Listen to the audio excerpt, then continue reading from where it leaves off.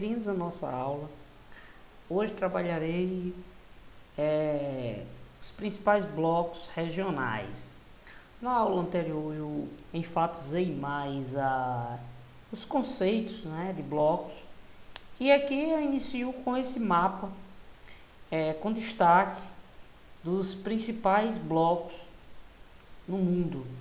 E entre esses alguns recebem um enfoque maior devido justamente eles conduzirem a política econômica no mundo, serem os que trazem mais impacto nesse processo. Então, iniciando pela União Europeia, que é o bloco mais consolidado. Então, na realidade, a União Europeia ela já tem uma história, né, de integração, né, praticamente há mais de meio século, certo? Que iniciou, né, logo após a Segunda Guerra Mundial com o Benelux, né, que era justamente os países que estavam fragilizados, né, com as suas economias, porque justamente tinham sofrido muito com os impactos em suas economias devido à Segunda Guerra e resolveram criar, né, uma integração, integrando as economias que inicialmente em 1944 o Benelux então integravam, né, a Bélgica, a Holanda e Luxemburgo. Essa ideia prosperou e justamente visando fortalecer mais suas indústrias, eles criam em 51 a SECA, Comunidade Econômica do Carvão e do Aço, porque justamente o carvão é uma fonte de energia muito significativa, principalmente para o desenvolvimento da indústria siderúrgica, e como também a região dos países europeus são países que têm invernos muito rígidos, né, muito frios, eles necessitam de fonte de energia e geração de calor. E o carvão é justamente essa fonte de energia. Integrando-se então aos antigos países do Benelux, então junta-se aí a Alemanha Ocidental, porque nesse período a Alemanha, existia duas Alemanhas, que era uma Alemanha socialista e uma Alemanha capitalista. A Alemanha Ocidental ela era capitalista, assim, ela junta-se ao Benelux, a França e a Itália, juntamente com os países, né, que já tinham formado o Benelux. E aí eles formam a SECA, Comunidade Econômica do Carvão e do Aço. Em 57, né, os países criam justamente a Comunidade Econômica Europeia.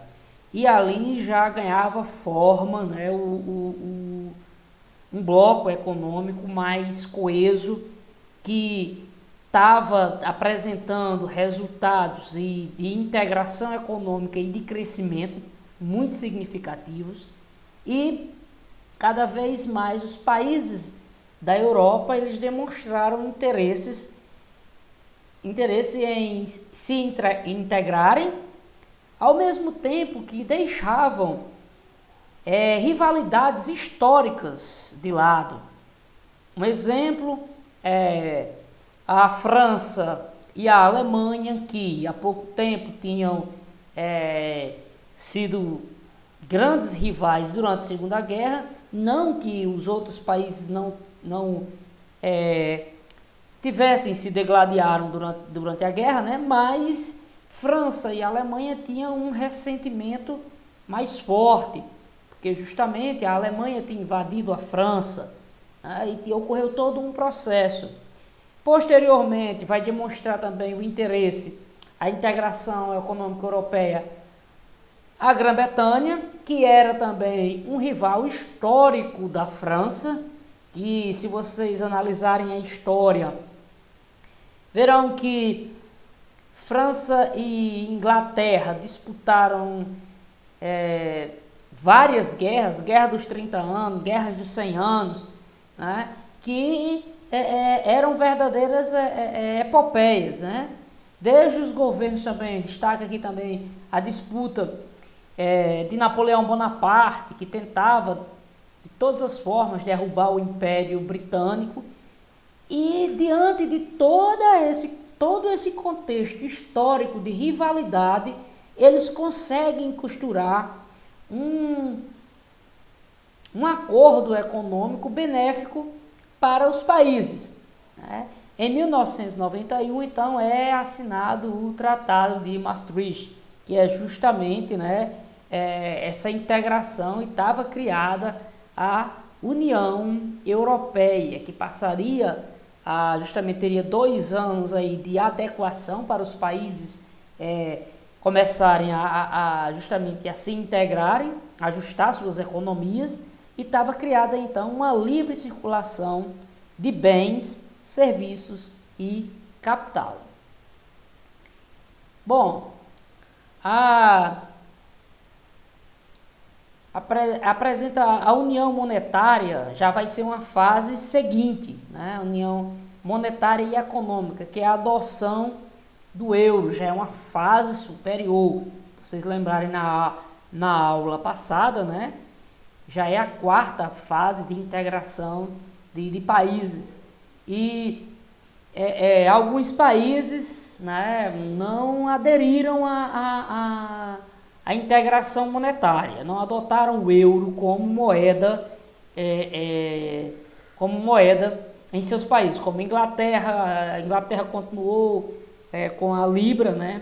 A Suécia, a Dinamarca, alguns países não, mesmo fazendo parte da União Europeia, mas, né, eles têm também essa autonomia de decidir sobre determinados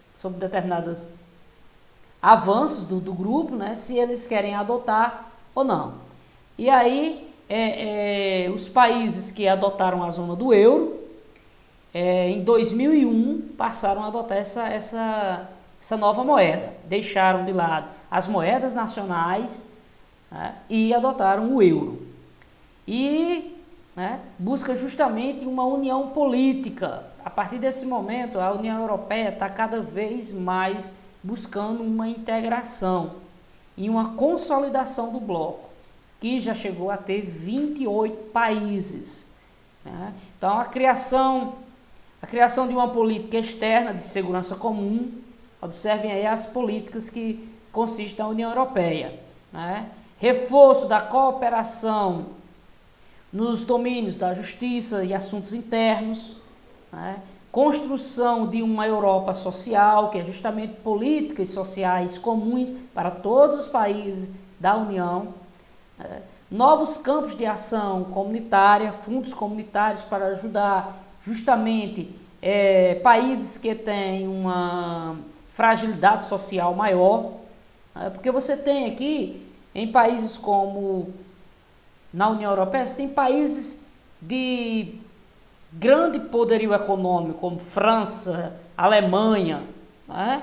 E tem países que têm uma fragilidade econômica muito exposta, como por exemplo a Grécia. A Grécia ela quebrou em 2012, a Espanha, em 2008, a Espanha ficou em uma situação econômica difícil, cerca de 25% da população chegou a estar desempregada. Então, uma situação caótica. Então, justamente é nesse momento em que se estabelece uma política única de socorro financeiro a esses países, né, para que justamente esse problema econômico não venha justamente contaminar as economias que fazem parte da União Europeia, certo? E, lógico, reforço, né, a legitimidade democrática, a prática da democracia, a política tem que ser conduzida pelo processo democrático. Não é admitido na União Europeia governos ditatoriais. Então, aqui, critérios, né, para ingressar na União Europeia. Ser um Estado um Estado de direito plenamente democrático, ser um Estado laico, ou seja, que não tem intolerância religiosa, de gênero, de ordem étnica, no que diz respeito a raças, diferentes etnias, né? E aí o que acontece? Esse Estado laico, né, é que ele não se declara, né, sob determinada orientação. Um exemplo, digamos assim, só citar aqui o Brasil. Se o Brasil, na sua Constituição, ele se declarasse um Estado católico, significaria dizer que as outras religiões estariam de forma ilegal no país, não seria permitido. Então, o país ele se declara laico, ou seja, não se declara religiosamente, no que diz respeito ao aspecto religioso, não se declara, né, ao mesmo tempo que ele justamente aceita todas as denominações religiosas. Por exemplo, aqui que eu estou citando uma religião, certo? Manter uma política cambial financeira rigorosa, né, como controle inflacionário. Essa política cambial aqui é justamente o país não gastar mais do que arrecada, ter um controle de gastos para justamente não acontecer o que aconteceu na Grécia, né? Que a Grécia ela simplesmente faliu, né?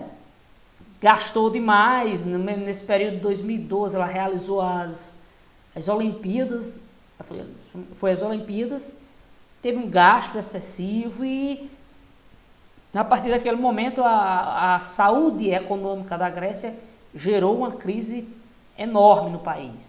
Combater a corrupção, fortalecer as instituições democráticas, estabelecer uma política ambiental, justamente que é uma política de preservação do meio ambiente, estabelecer políticas migratórias de acordo com os demais países membros, porque acontece com essas nações, né, 28 nações, e tem uma migração de população de um país para o outro, né?